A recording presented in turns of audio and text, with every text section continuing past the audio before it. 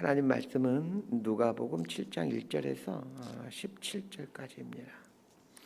누가복음 7장 1절에서 17절까지 말씀 번갈아가며 읽습니다. 제가 먼저 읽겠습니다. 예수께서 모든 말씀을 백성에게 들려주시기를 마치신 후에 가버나움으로 들어가시니라. 어떤 백부장의 사랑하는 종이 병들어 죽게 되었더니 예수의 소문을 듣고 유대인의 장로 몇 사람을 예수께 보내어 오셔서 그 종을 구해 주시기를 청한지라. 이에 그들이 예수께 나아와 간절히 구하여 이르되 이 일을 하시는 것이 이 사람에게는 합당하니이다. 그가 우리 민족을 사랑하고 또한 우리를 위하여 회당을 지었나이다 하니 예수께서 함께 가실새 이에 그 집이 멀지 아니하여 백부장이 벗들을 보내어 이르되 주여 수고하지 마옵소서. 내 집에 들어오심을 나는 감당하지 못하겠나이다. 그러므로 내가 주께 나아가기도 감당하지 못할 줄을 알았나이다. 말씀만 하사 내 하인을 낫게 하소서. 나도 남의 수하에 든 사람이요 내 아래에도 병사가 있으니 이더러 가라 하면 가고 저더러 오라 하면 오고 내 종도로 이것을 하라 하면 하나이다. 예수께서 들으시고 그를 놀랍게 여겨 돌이키사 따르는 무리에게 이르시되 내가 너희에게 이르노니 이스라엘 중에서도 이만한 믿음은 만나보지 못하였노라 하시더라. 보내었던 사람들이 집으로 돌아가 보매 종이 이미 나아 있었더라. 그 후에 예수께서 나인이란 성으로 가실새 제자와 많은 무리가 동행하더니 성문에 가까이 이르실 때에 사람들이 한 죽은 자를 메고 나오니 이는 한 어머니의 독자요 그의 어머니는 과부라. 그 성에 많은 사람도 그와 함께 나오거늘 주께서 과부를 보시고 불쌍히 여기사 울지 말라 하시고 가까이 가서 그 관에 손을 대시니 맨 자들이 서는지라. 예수께서 이르시되 청년아 내가 내게 말하노니 일어나라 하시매 죽었던 자가 일어나 앉고 말도 하거늘 예수께서 그를 어머니에게 주시니 모든 사람이 두려워하며 하나님께 영광을 돌려 이르되 큰 선지자가 우리 가운데 일어나셨다 하고 또 하나님께서 자기 백성을 돌보셨다 하더라. 17절 함께 읽습니다. 예수께 대한 이 소문이 온 유대와 사방에 두루 퍼지니라. 아멘. 오늘 본문에는 두 개의 사건이 등장합니다. 중풍병에 걸린 백부장의 하인을 고쳐준 사건과 죽은 나인성 과부의 아들을 살려준 사건입니다. 복음서에 등장하는 이 치유 사건들 앞에서 서로 상반된 두 개의 관점을 갖고 볼 필요가 있습니다. 첫 번째는 예수님은 고쳐주시는 분이시구나 라는 것입니다. 우리의 몸도 고치시고 마음도 고쳐주시는 분이십니다. 그래서 우리는 이 치유 기사를 볼 때마다 고치시고 회복시키시는 예수님을 보아야 합니다. 그러나 그것만 봐서는 안 됩니다. 예수님을 하여금 그 고치시게끔 하시는 원인이 무엇인가를 보았으면 합니다. 예수님께서 왜 이 사람을 고쳐주셨는가? 이 부분을 좀 깊이 생각하면서 본문을 보셨으면 합니다. 자, 오늘 본문을 보면서도 마찬가지입니다. 예수님께서 왜 백부장의 하인을 고쳐주셨는지, 예수님께서 왜 나인성의 과부의 아들을 살려주셨는지를 보았으면 합니다. 자, 1절에서 3절까지 말씀 함께 읽습니다. 시작. 예수께서 모든 말씀을 백성에게 들려주시기를 마치신 후에 가버나움으로 들어가시니라. 어떤 백부장의 사랑하는 종이 병들어 죽게 되었더니 예수의 소문을 듣고 유대인의 장로 몇 사람을 예수께 보내어 오셔서 그 종을 구해 주시기를 청한지라. 자, 1절에 보면 예수께서 모든 말씀을 백성에게 들려주시기를 마치신 후에 라고 나와 있습니다. 예수님께서 백성에게 해준 말씀은 어떤 말씀입니까? 산상수훈 말씀입니다. 예수님의 가르침의 백미 중에 백미는 산상수훈입니다. 산상수훈을 마치시고 가버나움으로 들어가십니다. 오늘 말씀 중 이 가버나움으로 들어가시다 라는 이 문구를 좀 마음속에 새기면서 본문을 보셨으면 좋겠습니다. 예수님이 산상수훈을 선포한 곳은 팔복산이라고 하는 게네사렛 평원이었습니다. 예수님은 팔복산에서 천국에 대한 말씀만 전하신 것이 아닙니다. 삶의 현장을 의미하는 가버나움으로 들어가십니다. 참된 영성은 말씀을 가지고 삶의 현장으로 들어가는 것입니다. 팔복산과 가버나움의 삶이 어우러질 때야 그리야 온전한 신앙이 됩니다. 사람들이 사는 삶의 현장에는 갖가지 모양의 삶의 애환이 있습니다. 기쁨도 있지만 슬픔도 있고, 행복도 있지만 불행도 있고, 진실도 있지만 거짓도 있는 곳이 이 삶의 현장입니다. 예수님께서 팔복산을 떠나 가버나움에 들어가서 첫 번째로 만난 사람들이 이 가버나움의 주둔에 있는 로마 백부장이 보낸 유대인 장로들이었습니다. 이 유대인 장로들이 와서 백부장의 하인을 고쳐달라고 간청합니다. 백부장은 로마의 장교입니다. 로마는 이스라엘을 통치하고 있는 나라이기에 이스라엘 백성들이라면 로마 장교를 불편하게 생각할 수밖에 없는데, 유대인 장로들이 로마 백부장의 문제를 가지고 예수님께 나옵니다. 유대인 장로들이 백부장에 대해 이야기를 하는데, 이 백부장이 이게 심상치 않는 사람입니다. 예수님께서 이 백부장을 만난 후에 뭐라고 말합니까? 이스라엘 중에서도 이만한 믿음은 만나보지 못하였다, 이렇게 말씀하십니다. 도대체 백부장이 어떤 사람이었기에 예수님으로부터 이런 극칭찬을 받게 되는 것일까요? 예수님의 표현에 의하면 백부장은 정말 믿음이 좋은 사람입니다. 이스라엘 중에서 이만한 믿음을 보지는 못했다라고 말씀하지 않습니까? 자, 우리는 오늘 본문에 등장하는 이 백부장을 보면서 이 참 믿음이 무엇인지를 보았으면 합니다.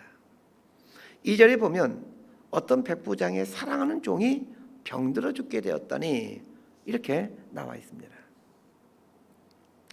백부장은 고위직 군인입니다. 신분이 높았기에 그에게 종이 있었다라는 것은 전혀 이상한 일이 아닙니다. 그런데 자신의 소유로 있는 종을 가리켜 사랑하는 종이라고 표현하고 있습니다.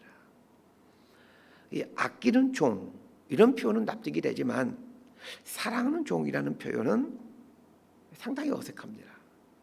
이 사랑하는이라고 번역된 헬라어 단어 엔티모스는 귀한, 존경하는, 이런 뜻의 단어입니다. 백부장이 귀하게 여기는 종이었고 존경하는 종이었다라는 말입니다. 대부분의 사람들은 사람을 평가할 때 지위나 신분, 재산의 유무, 학력 같은 것으로 평가합니다. 높은 지위에 있고 돈이 많고 많이 배웠으면 귀하게 여겨줍니다. 그런데 오늘 본문에 등장하는 종은 그의 신분이 종입니다. 주인의 입장에서 종은 귀하게 여길 수가 없죠. 신분이 낮기 때문입니다. 그런데 백부장은 이 종을 귀한 사람이다, 존경하는 사람으로 여기고 있습니다. 종의 인격에 따라 종을 대하고 있다는 것을 알게 됩니다. 백부장도 훌륭하지만 이 종도 참 훌륭한 사람이었다라는 것을 짐작하게 됩니다.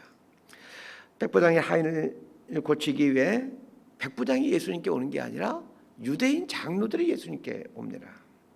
자, 이걸 통해서 알 수 있는 것은 백부장과 유대인 장로들이 아주 가까운 사이라는 것을 알게 됩니다. 유대인들은 이방인들과 상종하지 않습니다. 이방인과 상종하는 걸 굉장히 부끄럽게 생각하죠. 그럼에도 불구하고 율법에 충실한 유대인 장로들이 이 이방인 백부장과 가까이 지낸다라는 말은 백부장이 유대교로 전향했다라는 것을 말해줍니다. 이를 증명해 주는 것이 5절에 등장하는 그가 우리 민족을 사랑하고 또한 우리를 위하여 회당을 지었나이다 라는 말에서 짐작할 수 있습니다. 로마 군인은 로마 정책상 순환해야 되기 때문에 이 백부장은 이스라엘의 발령을 받고 이스라엘에 와서 하나님을 알게 되었을 가능성이 아주 높습니다. 그런 의미에서 백부장이 사랑하는 이 하인은 어쩌면 그에게 하나님을 알려준 사람일지도 모르겠습니다. 그러기에 백부장은 그 하인을 엔티모스, 귀한 종으로 여기고 있었던 것입니다. 자, 오늘 본문에 나오는 두 개의 사건을 유심히 살펴보면 공통점을 발견하게 됩니다. 치유받은 사람과 치유받게 하는 원인이 된 사람이 따로 있다라는 것입니다. 중풍병에 걸린 백부장의 아이는 백부장 때문에 고침받게 됩니다. 죽은 나인성 과부의 아들은 어머니인 과부 때문에 죽음에서 살아나게 됩니다. 당사자의 믿음 때문이 아니라 다른 사람의 어떠함 때문에 고침을 받습니다. 백부장의 어떠함 때문에 중풍병에 걸린 아이는 고침받게 되고, 그 어머니의 어떠함 때문에 죽은 과부의 아들은 살림을 받게 됩니다. 자, 오늘 본문이 말해주고자 하는 것은 다른 사람의 어떠함 때문에 고침받게 되는데 그 어떠함이 무엇인가를 말해주고 싶은 것입니다. 자, 그럼 그 어떠함이 무엇이겠습니까? 당연히 믿음이죠. 자, 첫 번째 사건은 백부장이 하인을 고치는 사건을 말해주면서 백부장의 믿음이 구체적으로 어떤 믿음인가를 말해주고 싶은 것입니다. 백부장의 믿음이 어떤 믿음인지를 한번 생각해 보시길 바랍니다. 설교 서두에 1절에 나오는 들어가시니라 라는 단어를 좀 주목했으면 좋겠다라고 말씀드렸습니다. 예수님께서 팔복산에서 내려와서 가버나움으로 들어가셨습니다. 자, 그런데 이 들어가다라는 이 말을 상징적인 의미로 생각을 해서 이 한번 백부장의 믿음을 유추해 보십시다. 지금 백부장이 그의 마음이 누구에게 들어가 있습니까? 중풍병에 걸린 하인에게 들어가 있습니다. 예수님이 이 땅을 사랑해서 구체적인 삶의 현장인 가버나움으로 들어가시는 것처럼 백부장은 중풍병에 걸린 하인의 마음속으로 들어갑니다. 중풍병에 걸린 하인의 괴로움 속으로 백부장은 들어갑니다. 그러게 그는 유대인 친구들인 장로들에게 예수님을 통하여 낫게 해달라고 부탁을 하는 것입니다. 우리 예수님께서 병을 고치시는 것을 잘 보면 단순히 자신에게 있는 능력을 동원하여 병을 고치신 것이 아니라는 것을 알게 됩니다. 모든 치유 사건을 잘 보게 되면 예수님은 긍휼의 마음을 이 환자에게로 가지고 들어가셨다는 것을 보게 됩니다. 이 사람이 얼마나 괴롭고 아팠을까? 이 마음을 갖고 환자 속으로 들어갑니다. 믿음을 갖고 산다라는 것은 이 긍휼의 마음을 품고 산다라는 말입니다.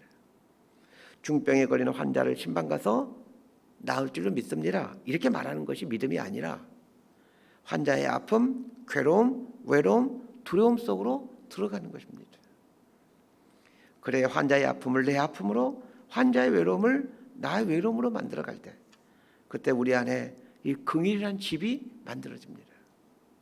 이 긍휼의 집이 만들어질 때 예수님은 이 긍휼의 집에 찾아오셔서 치유하시고 능력을 베풀어 주십니다. 우리 주변에는 육체의 장애를 가진 분들과 이 정서의 장애를 가진 분들, 또 성격의 장애를 가진 분들이 참 많이 있습니다. 이 세상이 이런 곳입니다. 온갖 종류의 장애로 가득 차 있습니다. 타인의 장애 앞에서 하나님께서 고쳐주실 줄 믿습니다 이렇게 말해주기보다는 긍휼의 마음을 품고 그분 속으로 들어가는 것이 진짜 믿음 아니겠습니까? 육체의 장애에 가진 분들 향하여 긍휼의 마음을 품는 것은 사실은 그리 어렵지 않습니다. 진짜 어려운 것은 이 성격적인 장애, 정서적인 장애를 가진 분들 향하여 긍휼의 마음을 품는 것입니다. 독선적이고 이기적이고 이 안한부인의 사람들을 향하여 긍휼의 마음을 품는 것은 참 어렵습니다. 그런데 그것이 진짜 믿음입니다. 자, 두 번째 사건을 한번 보십시다. 11절에서 13절까지 말씀 함께 읽습니다. 시작. 그 후에 예수께서 나인이란 성으로 가실새 제자와 많은 무리가 동행하더니 성문에 가까이 이르실 때에 사람들이 한 죽은 자를 메고 나오니 이는 한 어머니의 독자요 그의 어머니는 과부라. 그 성에 많은 사람도 그와 함께 나오거늘 주께서 과부를 보시고 불쌍히 여기사 울지 말라 하시고. 이 중풍기에 걸린 하인이 고침받게 된 것은 백부장의 믿음 때문입니다. 그런데 죽은 과부의 아들이 살아나게 된 것은 과부의 믿음과는 별로 상관없는 것처럼 보여집니다. 자, 본문을 아무리 살펴보아도 과부가 어떤 큰 믿음이 있었더라 이런 말이 없습니다. 그러나 잘 보면 과부의 믿음을 알 수 있습니다. 13절 보십시오. 주께서 과부를 보시고 이렇게 나와 있죠. 우리 주님께서 과부를 보셨다라고 말하고 있습니다. 이 말은 단순히 지나가다가 보았다 이런 뜻이 아닙니다. 과부를 유심히 살펴봤다라는 말입니다. 백부장과 과부의 공통점이 있습니다. 백부장이 많은 사람들로부터 칭찬을 받는 사람이었던 것처럼 과부 역시 많은 사람들로부터 사랑을 받는 사람이었습니다. 12절을 보면 나인성의 수많은 사람들이 장례 행렬에 동참하였다라고 기록해주고 있습니다. 예수님 당시 이스라엘 사회에서 과부는 사회적 제약이 많은 소외 계층이었습니다.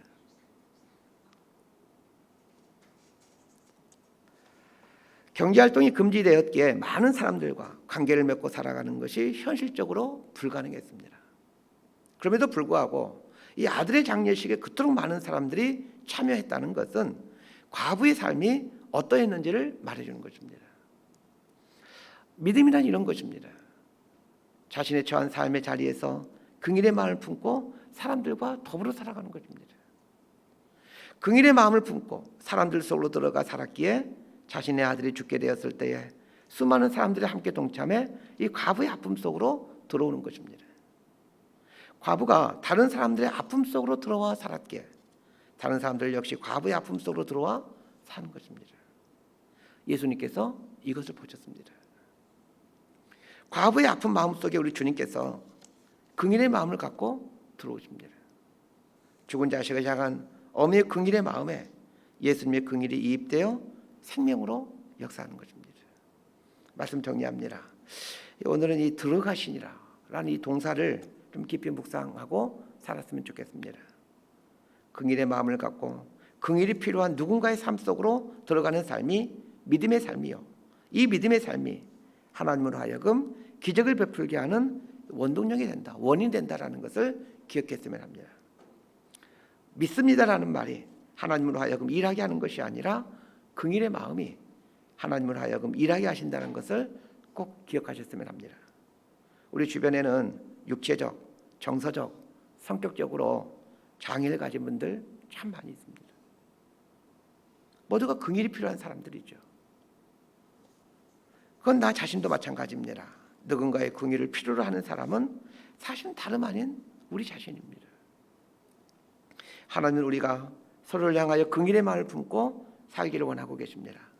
그 긍휼의 마음을 품고 살아가는 곳, 하나님께서 그곳에 계십니다. 다른 사람을 향한 긍휼의 마음을 갖고 사람들 속으로 들어갈 때 우리 주님도 함께 거기에 들어가신다는 것을 기억하며 살아가는 이 하루가 되기를 소망하고 축복합니다. 기도하겠습니다. 하나님 아버지, 중풍병에 걸려 짐이 되어버린 종을 향하여 사랑하는 종이라 부르며 그 종의 괴로움에 참여하고 있는 이 백부장을 묵상해 봅니다. 죽은 아들의 시신 앞에서 고통과 아픔의 마음을 만들어내므로 예수님의 긍휼을 개입시키게 했던 이 나인성 과부를 묵상해 봅니다. 질병과 사망이 우리를 죽여가는 것이 아니라 긍휼이 사라져가는 것이 우리를 죽여간다는 것을 깨닫게 하옵소서. 긍휼의 마음을 갖고 예수님이 우리 마음에 거하실 수 있도록 하는 것이 참 믿음이라는 것을 배웁니다. 예수님의 마음이 긍휼이셨던 것처럼 우리 마음도 긍휼이 되어갈 때에 예수님께서 잠잠히 우리 삶에 오신다는 것을 깨닫게 하여 주옵소서. 예수님의 이름으로 기도드리옵나이다. 아멘.